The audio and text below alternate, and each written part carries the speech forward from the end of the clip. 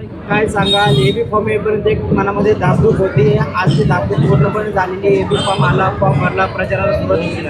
हो, तिकीट मिळणार याची खात्री होतीच, कारण मी कामही त्या पद्धतीनेच केलं होतं आणि आता आम्ही प्रचारही त्याच जोमाने करणार आहोत आणि आता दादांनी सांगितलं त्याप्रमाणे रिझल्ट पण आमच्याच साईडने लागणार आहे. काय सांगाल या अगोदरचा अनुभव, या अगोदर केलेले कामं आणि आताच्या कामाच्या आव्हाने काय समोर असतात?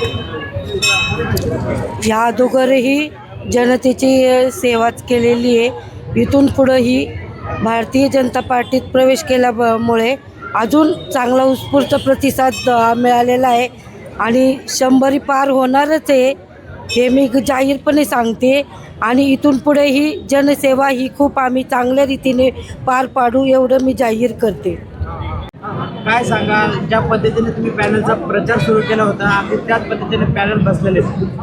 तुम्ही पाहत असाल आजूबाजूला परिस्थिती आणि वातावरण, या वातावरणावरून तुम्हाला निकालाचा अंदाज निश्चित येऊन जाईल.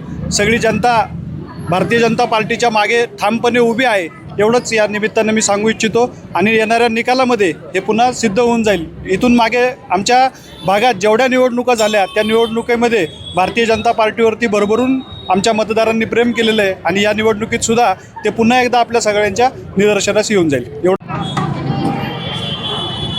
काय सांगाल आज एबी फॉर्म आलेला आहे, प्रचाराला सुरुवात देखील केलेली, काय भावना आहे? खरं म्हणजे भारतीय जनता पार्टीचे या राज्याचे मुख्यमंत्री आदरणीय देवेंद्रजी फडणवीस साहेब, महाराष्ट्र प्रदेशचे अध्यक्ष आमचे रविदादा चव्हाण साहेब, आमचे आमदार शंकरभाऊ जगताप, तसेच दुसरे आमदार महेशदादा लांडगे, अमितजी गोरखे, उमाताई खापरे आणि शत्रुघ्न काटे यांच्या नेतृत्वामध्ये खऱ्या अर्थानं 100 पारचा नारा आम्ही या ठिकाणी दिलेला आहे.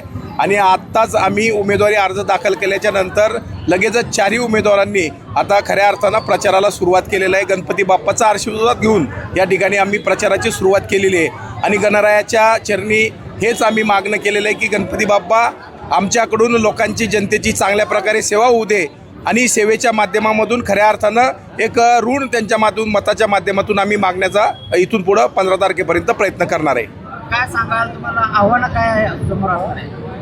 आव्हानं वगैरे काही मानत नाही. आता खऱ्या अर्थानं आखाडा चालू झालेला आहे आणि आखाड्यामध्ये आम्ही आता उतरलेलो आहे, त्यामुळे समोरच्या जो कोण असेल त्याला चितपट केल्याशिवाय आम्ही राहणार नाही.